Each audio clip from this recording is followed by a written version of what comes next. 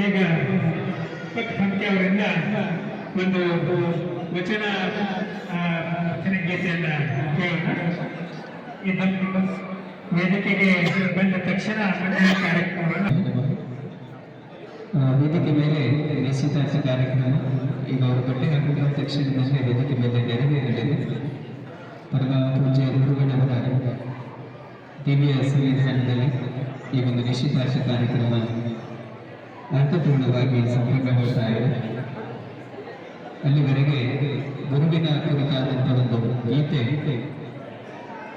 ಗುರುಗಳ ಪಾದಕ್ಕೆ ಅರ್ಪಿಸಿದ ದಯಾಮಯ ಗುರು ಕರುಣಾಮಯ ಕರುಣಾಮಯ ಗುರು ಪ್ರೇಮಮಯ ದಯಾಮಯ ಗುರು ಕರುಣಾಮಯ ಕರುಣಾಮಯ ಗುರು ಪ್ರೇಮಮಯ ಪರಮ ಸ್ವರೂಪನು ಅನಂತೆ ಅರಿಯಲು ಭಕ್ತಿಯು ಬೇಕಂತೆ ಪರಮ ಸ್ವರೂಪನು ತಾನಂತೆ ಅರಿಯಲು ಭಕ್ತಿಯು ಬೇಕಂತೆ ಬಲಿದರೆ ಪಾವನನವನಂತೆ ಸಂಸಾರದ ಭಯ ಅವಗಿಲ್ಲಂತೆ ದಯಾಮಯ ಗುರು ಕರುಣಾಮಯ ಕರುಣಾಮಯ ಗುರು ಪ್ರೇಮಮಯ ಗುರುವಿಗೆ ಸಮನಾರಿಲ್ಲಂತೆ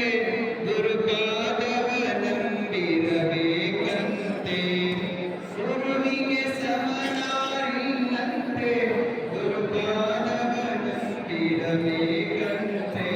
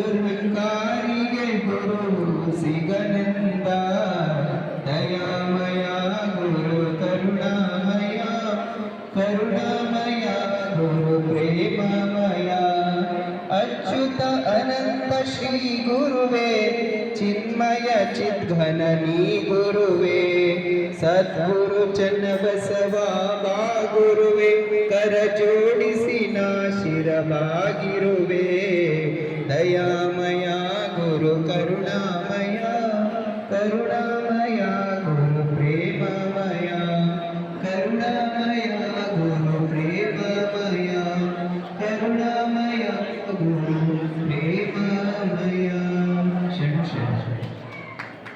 ದೀಪಕ್ ನಮ್ಗೆ ಅವರಿಗೆ ಅನಂತ ವಂದನೆಗಳು.